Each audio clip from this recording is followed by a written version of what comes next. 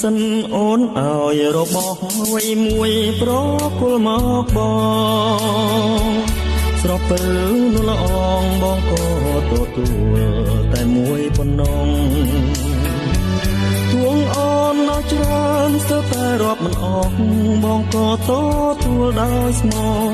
តែបងទទួលយកត្រឹមមួយប៉ុណ្ណឹងជាទ្រព្យគប់ចិន្តាប្រចាំជីវិតស្លាប់រួងមិនគិតរក្សាឲ្យគង់គឺស្នេហាដែលអូនប្រគល់ទុំឲ្យប្រម